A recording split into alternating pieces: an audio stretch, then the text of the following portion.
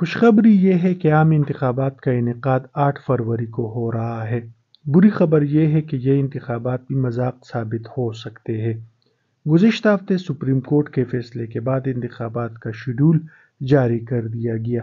شاید اس صورتحال نے انتخابات کے حوالے سے ابہام کچھ حد تک کم کیا ہو، لیکن ان کی شفافیت پر اب بھی سوالیہ نشان موجود ہے۔ گمان یہ ہو رہا ہے کہ پسندیدہ لوگوں کے لیے میدان صاف کیا جا رہا ہے۔ پاکستان تحریک انصاف کو انتخابی عمل سے دور رکھنے کی ہر ممکن کوشش کے تناظر میں اب معاملہ مسلم لیگ نون اور پاکستان پیپلز پارٹی کے درمیان مقابلہ پر آ چکا ہے۔ اس پورے کھیل نے انتخابی عمل کو مضحکہ خیز بنا دیا ہے۔ یہ شاید پہلا موقع نہیں ہے کہ ہم نے ایسے حالات دیکھے ہوں، لیکن صورتحال کبھی اتنی خطرناک نہیں تھی۔ یہ سب مثبت نتائج سامنے لانے کی کوششیں ہیں، لیکن کھیل ابھی ختم نہیں ہوا ہے۔ سیاسی جماعتوں کو اس طرح ختم نہیں کیا جا سکتا۔ خیبر پختونخوا میں پی ٹی آئی کے طاقت کے مظاہرے نے ظلم و ستم اور پابندیوں کو ٹکراتے ہوئے بڑھتی ہوئی مزاحمت کی جھلک پیش کی۔ سوشل میڈیا کے اس دور میں آواز دبانے کی کوششیں کامیاب نہیں ہوتی۔ اب پی ٹی آئی ان پابندیوں کے خلاف مصنوعی ذہانت کا استعمال کر رہی ہے۔ حال ہی میں پی ٹی آئی نے انتخابی مہم کے لیے اپنے پہلے ورچوئل جلسے کا انعقاد کیا۔ یہ خبریں بھی سامنے آئی کہ مصنوعی ذہانت کے ذریعے پی ٹی آئی نے اپنے قائد عمران خان کی آواز بھی بنائی۔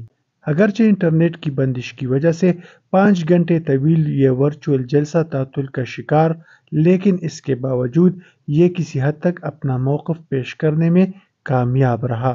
مصنوعی ذہانت پر مبنی کمیونیکیشن ٹیکنالوجی کا ایسا استعمال اس حوالے سے ریاست کی جانب سے عائد پابندیوں کی حدود کو ظاہر کرتا ہے، جو کہ انتخابات سے قبل سیاسی حرکیات کو بھی متاثر کر سکتا ہے۔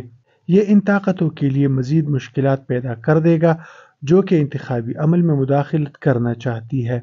مرکزی دھارے کی 2 سیاسی جماعتوں یعنی مسلم لیگ نون اور پی پی پی تو سوشل میڈیا کے استعمال میں بہت پیچھے ہے، جبکہ پی ٹی آئی کو سوشل میڈیا پر غلبہ حاصل ہے، جس سے وہ نوجوانوں تک اپنا پیغام پہنچانے میں کافی حد تک کامیاب ہے۔ پی ٹی آئی کی جانب سے اپنے ووٹرز کو بڑی تعداد میں انتخابات والے دن باہر نکلنے کا پیغام پولنگ کے روز حالات کو الگ رخ دے سکتا ہے، لیکن لگتا ہے کہ اسٹیبلشمنٹ کے پاس ابھی مزید پتے ہیں۔ پارٹی کی طرف سے کسی بھی ممکنہ چیلنج کو روکنے کے لیے ریاست کی جانب سے جابرانہ ہتھ کنڈے اپنانے کے آثار نظر آ رہے ہیں۔ جیسے جیسے انتخابات قریب آ رہے ہیں، ہم دیکھ سکتے ہیں کہ کریک ڈاؤن کا دائرہ کار وسیع ہو رہا ہے، اور اب تیسرے چوتھے درجے کے رہنما بھی اس کریک ڈاؤن کی لپیٹ میں ہیں۔ وہ رہنما تائب ہونے سے انکار کر رہے ہیں۔ انہیں شدید دباؤ کا سامنا کرنا پڑ رہا ہے۔ پی ٹی آئی کی خواتین قیدیوں کی حالت زار بھی بدتر ہے۔ سپریم کورٹ نے اپنے اس فیصلے کو منسوخ کر دیا ہے جس میں سویلینز کے مقدمات فوجی عدالتوں میں چلانے کو غیر قانونی قرار دیا گیا تھا۔ یوں اس فیصلے کو سیاسی قیدیوں کو مزید دمکانے کے لیے استعمال کیا جائے گا، لیکن پھر بھی ان تمام سخت اقدامات کے باوجود لگ نہیں رہا کہ صورتحال پوری طرح قابو میں ہے۔ اگرچہ پی ٹی آئی کے پاس بیان بازی کے علاوہ کوئی واضح منصوبہ بندی نہیں ہے، لیکن در حقیقت ریاست کے جابرانہ اقدامات ان کی حمایت میں اضافہ کر رہے ہیں۔ زبردستی پارٹی چھڑوانے اور ان کے امیدواروں کو انتخابات میں حصہ لینے سے روکنے کی کوششوں سے پی ٹی آئی کی حمایت میں کمی واقع نہیں ہو رہی۔ یہ وہ ماحول ہے جس میں عام انتخابات کا انعقاد ہوگا۔ عوام میں یہ بڑھتا ہوا خیال کہ انتخابات کے نتائج کا فیصلہ ہو چکا ہے، انتخابی عمل کی ساکھ کو بری طرح متاثر کر رہا ہے۔ اہم سوال یہ ہے کہ کیا ایسے انتخابات سے ملک میں استحکام آ سکے گا یا پھر اس سے تقسیم میں مزید اضافہ ہوگا۔ سوشل میڈیا کے دور میں ریاست کے لیے اپنے خلاف اٹھنے والی آوازوں کو دبانا انتہائی مشکل ہے۔ متنازع انتخابات کی ساکھ صورتحال کو انتہائی غیر مستحکم کرنے کا سبب بن سکتی ہے، جس سے مستقبل کی حکومت کے لیے ملک کو درپیش متعدد چیلنجز سے نمٹنا مشکل ہو جائے گا۔ متنازع انتخابات کے بعد اقتدار میں آنے والی کسی بھی حکومت کی ساکھ انتہائی کمزور ہوگی، جس سے ان کا سیکورٹی اسٹیبلشمنٹ پر انحصار مزید بڑھے گا۔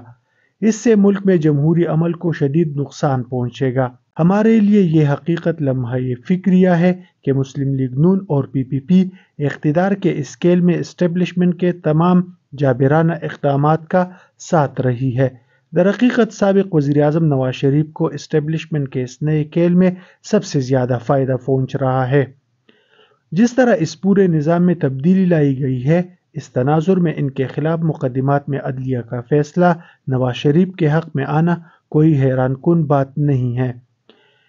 اس عدالت جس نے انہیں پہلے مجرم قرار دیا تھا، اب وہی عدالت انہیں ان الزامات سے بری کر رہی ہے۔ یہ ثابت شدہ ہے کہ ان کو اقتدار سے ہٹانے اور مجرم قرار دینے والی وہی قوتیں تھیں جو اب مبینہ طور پر 2024 کے انتخابات میں ان کی سرپرستی کر رہی ہے۔ سزا معطلی کے بعد نواز شریف اب انتخابات میں حصہ لے سکتے ہیں، جس سے ان کے چوتھی بار وزیر اعظم بننے کے امکانات کو تقویت مل رہی ہے۔ مسلم لیگ نون کو یقین ہے کہ وہ دوبارہ اقتدار میں آ رہے ہیں۔ اب نواز شریف کی جگہ عمران خان کرپشن اور بغاوت جیسے مقدمات کا سامنا کر رہے ہیں۔ سائفر کیس میں عمران خان پر پہلے ہی فرد جرم عائد ہو چکی ہے۔ سزا یافتہ ہونے کی وجہ سے وہ کوئی بھی حکومتی عہدہ سنبھالنے کے اہل نہیں ہیں۔ ہمارے عدالتی نظام کی مشکوک ساکھ اور جس طرح انہیں سزا دی گئی ہے، یہ بظاہر پولیٹیکل وکٹمائزیشن کا ایک اور کیس معلوم ہوتا ہے۔ بدقسمتی سے ماضی میں منعقد ہونے والے تمام انتخابات میں اسی طرح ہیرا پھیری کی گئی، لیکن اس وقت جاری پری پول مینجمنٹ کی مثال ہمیں کم ہی ملتی ہے۔ انتخابی عمل میں اس قدر مداخلت تو ہمیں فوجی حکومتوں کے ادوار میں بھی دیکھنے کو نہیں ملی تھی۔ جس طرح ہمارے ملک کے ہر شعبے میں سیکورٹی اسٹیبلشمنٹ کا اثر و رسوخ ہے، اس سے انتخابات میں سویلین بالادستی انتہائی مشکل ہے، اور اس سے ایک بار پھر ممکنہ طور پر ہائیبرڈ اقتدار کا دور شروع ہوگا، جس میں سویلین انتظامیہ کا ذیلی کردار ہوگا۔ ایک ریاست جو پہلے ہی لاتعداد مسائل میں گری ہوئی ہے، اس کے لیے ضروری ہے کہ ایک ایسی مضبوط نمائندہ حکومت اقتدار میں آئے جو ملک کو درپیش چیلنجز کا مقابلہ کرے۔ ملک کو سیاسی تقسیم کی نہیں بلکہ سیاسی طور پر متحد ہونے کی ضرورت ہے۔ ستم ظریفی یہ ہے کہ ہمارے سیاستدان اپنی تاریخ سے کبھی بھی سبق نہیں سیکھتے۔ ان کی تمام تر توجہ صرف قلیل مدتی مفادات پر ہوتی ہے، جبکہ جمہوریت کو مستحکم کرنے کے ہدف پر کوئی توجہ نہیں دیتا۔